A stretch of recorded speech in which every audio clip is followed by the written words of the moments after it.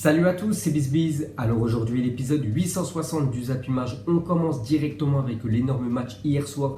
Donc c'était la Super Coupe d'Europe entre Liverpool, vainqueur de la Ligue des Champions, et Chelsea, vainqueur de l'Europa League. Et c'est les Reds de Liverpool qui ont remporté ce match après tir au but, parce qu'il y a eu deux partout. Donc un doublé de Sadio Mané, l'attaquant sénégalais, et un but de Olivier Giroud et Jorginho sur penalty. Donc ça allait jusqu'au tir au but. Et c'est l'équipe de Liverpool qui s'en est mieux sortie.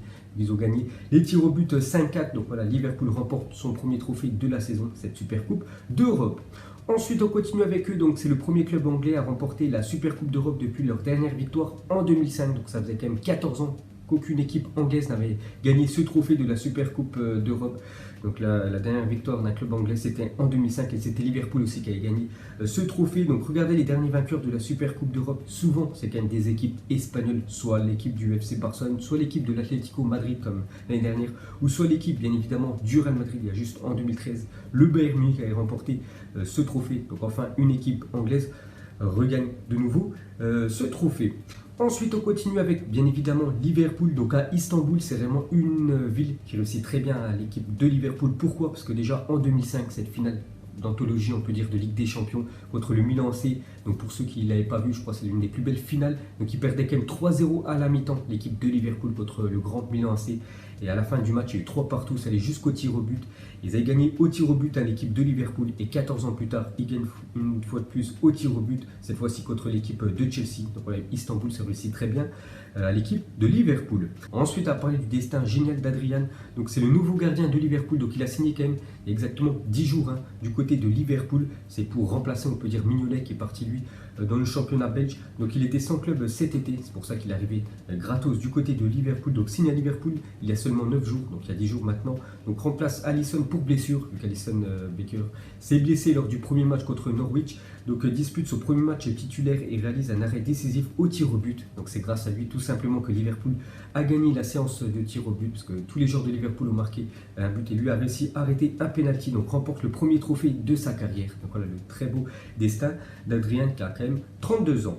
Ensuite, lors des 2 dernières séances de tir au but auxquelles Liverpool a participé à Istanbul, un arrêt décisif du gardien des Reds a offert la victoire à Liverpool. Donc en 2005, lors de la finale, c'était Dudek, ancien gardien de Liverpool, contre Shevchenko, l'ancien attaquant de l'équipe du Milan AC. Donc grâce à cet arrêt, donc Liverpool a gagné la Ligue des Champions et hier, Adrian contre Abraham, l'attaquant de Chelsea.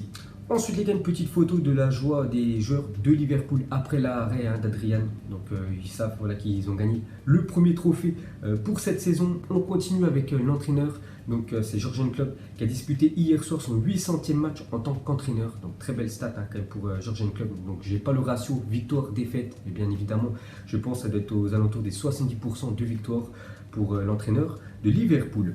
Ensuite, les gars, on va parler de Sadio Mané, donc double buteur hier. C'est grâce à lui que Liverpool allait au penalty. Donc, on sait qu'il a fait une saison tout simplement énorme la saison dernière. Et là, pour ce match quand même décisif, parce que c'est quand même un trophée, c'est lui qui a inscrit les 2 buts. Donc, n'oubliez pas que l'année dernière, au Ballon d'Or 2018, il a terminé 22e Sadio Mané. Donc cette année, quand même, c'est le grand favori avec Lionel Messi et Virgil van Dijk. Donc pour moi, ça devrait être même lui, le Ballon d'Or 2019. Regardez, il a encore été une fois de plus décisif dans ce match hier, lors de la finale de la Ligue des Champions. C'est lui qui obtient le penalty après 30 secondes de jeu. Donc voilà, Sadio Mané 22e l'année dernière. Donc cette année, ça risque d'être lui, le Ballon d'Or. Ensuite, pour continuer avec lui, donc il a vu un ramasseur de balles passer devant le banc de Liverpool. Il lui a demandé d'approcher. Il lui a donné son maillot du match et lui a fait un câlin. Le gamin est reparti avec des étoiles dans les yeux. Mané, la grande classe, comme toujours. Donc n'oubliez pas qu'il y a un critère dans le Ballon d'Or, c'est la classe du joueur. Et c'est vrai que Sadio Mané, voilà, en offrant quand même des maillots, tout ça, ça fait toujours un plus pour remporter ce Ballon d'Or. Donc voilà une petite info sur Sadio Mané qui a été encore généreux hier soir.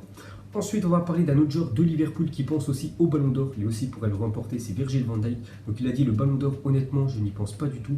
Pour la bonne et simple raison que c'est un vote et que je n'ai pas de prise ni d'influence sur lui. Je ne peux rien faire pour changer l'opinion qu'on a de moi. Mais bon, voilà, c'est sûrement un grand favori aussi, Virgil van Dijk, qui terminera certainement sur le podium. Ensuite, pour continuer avec le grand défenseur néerlandais, donc quand N'Golo Kanté prend Virgil van Dijk au marquage sur corner, parce que c'est une tour quand même, Virgil van Dijk, je crois qu'il fait 1m93, N'Golo Kanté doit faire 1m70, donc vous avez vu la différence, et regardez, N'Golo Kanté où il met ses mains, on dirait que les deux sont en train de danser. Et pour finir avec N'Golo Kanté, c'est tout simplement le meilleur joueur de Chelsea hier. Il a fait un match énorme malgré la défaite de son équipe. Donc dribble réussi dans cette finale de Super Coupe. Donc N'Golo Kanté, 8 dribbles à lui tout seul, alors que tous les autres joueurs de Chelsea combinés, seulement 7 dribbles. Et tous les autres joueurs de Liverpool combinés, seulement 6 dribbles, alors qu'à lui seul, N'Golo Kanté en a fait 8. Donc c'est pour vous dire l'énorme match du joueur français hier. Ensuite, on clôture cette page Super Coupe d'Europe. Donc félicitations à Liverpool pour le premier trophée de la saison. Je pense qu'on aura plusieurs cette année. Donc on va parler de toute autre chose. On va revenir sur Emiliano Sala. Donc depuis janvier dernier, donc voilà, il y a eu une tragédie. Donc on sait tous qu'il a perdu la vie, bien évidemment. Donc les derniers rapports toxicologiques du corps d'Emiliano Sala a démontré que le joueur et son pilote avaient été exposés à une forte concentration de monoxyde de carbone dans le cockpit de leur avion. Donc selon le rapport, le taux de monoxyde de carbone présent dans le sang d'Emiliano Sala était si important que celui-ci aurait pu provoquer des symptômes tels que crise de convulsion, perte de conscience ou encore crise cardiaque. Donc en gros, voilà, peut-être maintenant c'est comment s'est craché tout simplement l'avion. Donc il y avait une fuite de monoxyde de carbone dans la cabine. Donc le pilote et Emiliano Sala tout simplement ont dû perdre connaissance tout simplement. Donc c'est pour ça que l'avion s'est craché dans la Manche. Donc voilà les dernières infos sur Emiliano Sala. Ensuite, à partir de Strasbourg affronte ce soir à 20h30 le Lokomotiv Plovdiv en match retour du troisième tour préliminaire de l'Europa League après s'être imposé 1-0 au match aller en Bulgarie. Donc attention, c'est pas que tu gagnes 1-0 que tu es sûr d'être qualifié. Regardez Porto en Ligue des Champions, ils avaient gagné 1-0 du côté de la Russie et quelques jours plus tard, ils avaient perdu 3-2 à domicile. Ils ont été éliminés de la Ligue des Champions, on en a parlé hier. Donc en cas de qualification, les Alsaciens affronteront certainement Francfort, bien sûr, parce que Francfort a gagné 5-0 son premier match à l'extérieur. Donc ils jouent ce soir le match retour, donc ils vont gagner l'équipe allemande. Donc ça risque de faire Francfort contre Strasbourg en barrage pour jouer à la future Europa League. Ensuite exclu au cours de la première journée de Ligue 1 face à Lyon, Fabregas écope de 3 matchs de suspension. Il ne sera de retour sur les terrains qu'après la trêve internationale. C'est vrai qu'il a fait une grosse faute sur un joueur lyonnais, je ne me souviens plus c'est qui.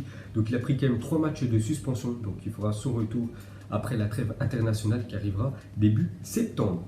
Ensuite, un autre joueur aussi qui a pris un carton rouge lors de la première journée de Ligue 1, c'est Flavien Tay, nouvelle recrue de l'équipe de Rennes. Avant, il jouait du côté de Angers, donc lui aussi est suspendu 3 matchs suite à son rouge pris contre l'équipe de Montpellier. Ensuite, on ouvre la page Mercato. On commence avec le Galatasaray officialise les négociations avec l'AS Roma pour la signature en prêt de Steven Nzonzi. Donc, on avait parlé aussi il y a quelques semaines qu'il ne s'entendait plus du tout avec la direction de l'équipe de l'AS Roma. Il cherchait une porte de sortie, donc il devrait aller du côté du club turc. Ensuite, les gars, on va parler de Ivan Perisic, portera le numéro 14 avec le Bayern Munich pour le joueur croate. Donc on a parlé hier que c'était officiel, donc ça a des fans qui veulent floquer son numéro, ça sera le 14 pour Ivan Perisic. Ensuite, Laurent Blanc a décliné l'offre de la fédération marocaine pour le poste de sélectionneur. Donc il y a quelques jours, je vous ai montré une photo de Laurent Blanc au Maroc. Donc il est parti rencontrer la fédération marocaine de football pour devenir le nouveau sélectionneur. Donc tout simplement, il a rejeté cette offre. Donc on peut voir que normalement, le futur entraîneur des Lions de l'Atlas, donc le Maroc, donc ça devrait être Vahid Halilovic, ancien entraîneur de Nantes, donc sur le point d'être nommé sélectionneur du Maroc. Donc voilà les dernières infos sur le futur sélectionneur marocain. Ensuite, une déclaration de Lukaku sur l'intensité des entraînements en Italie pour le nouveau joueur de l'équipe de l'Inter. Donc il a dit c'est chaud, c'est différent. En Angleterre, on travaille, mais ici c'est vraiment du travail. Donc en gros, il dit qu'à Manchester United, c'était détente. Les entraînements de United, c'était tranquillement l'intensité de travail, alors qu'en Italie, c'est vraiment du travail. Donc voilà la déclaration de Lukaku. Ensuite, officiel, Manchester City écope d'une amende de 340 000 € par la FIFA pour avoir fait signer plusieurs joueurs mineurs. Donc il risquait aussi d'être interdit pour pouvoir recruter lors du prochain mercato, donc le mercato hivernal.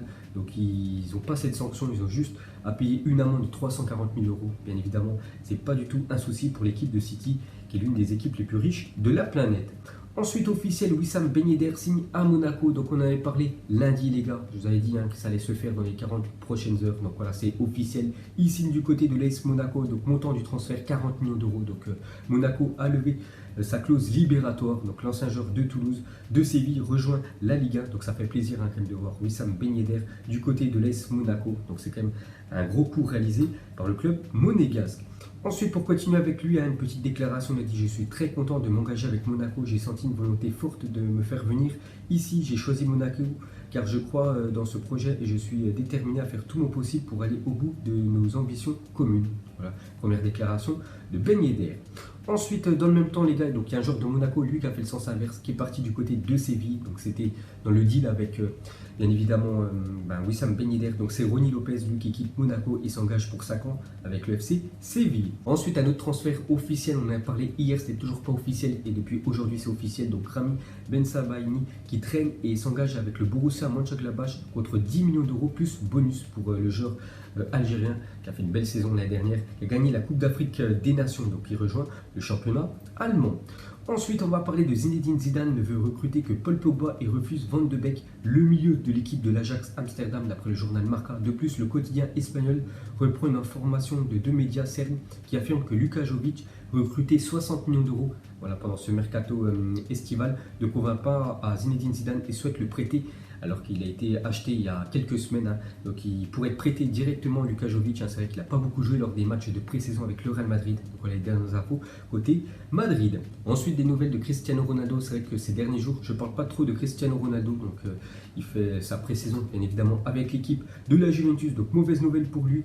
Pourquoi? Parce qu'il s'est blessé hier. Donc il devrait être indisponible une semaine quasiment. Donc la reprise de la Serie A, c'est dans 10 jours. Donc en espérant qu'il soit apte pour le premier match de la Juventus. N'oubliez pas que ça sera un match contre l'équipe de Parme. Et une petite photo de lui hier lors d'un match amical de la Juventus. Il était bien évidemment sur le banc, Cristiano Ronaldo. Ensuite, petit détour en Espagne. Regardez la une journal Mundo Deportivo aujourd'hui. Donc c'est marqué Neymar, c'est à ton tour. Donc c'est au tour de Neymar de parler et de dire qu'il veut aller au Barça et quitter le Paris Saint-Germain selon le média espagnol. Donc pas trop d'infos aujourd'hui sur la star brésilienne. Donc demain, n'oubliez pas qu'il y a une réunion entre Nasser et Bartomeu, le président de l'équipe du Barça. Donc on en saura un petit peu plus demain. Mais juste aujourd'hui, de la une de Mundo Deportivo, c'est juste à Neymar de dire sur ses réseaux sociaux ou un micro tout simplement, de dire qu'il veut quitter l'équipe du PSG pour aller au Barça. C'est à son tour maintenant de se manifester dans ce transfert. Donc peut-être une déclaration aujourd'hui ou pas de la star brésilienne. Donc voilà les gars, la fin de Zapimage 860. Donc si ça vous a plu, un petit like et je vous ferai l'épisode 861 demain. Donc moi je vous laisse et je vous dis à la prochaine. Comme d'habitude, ciao à tous.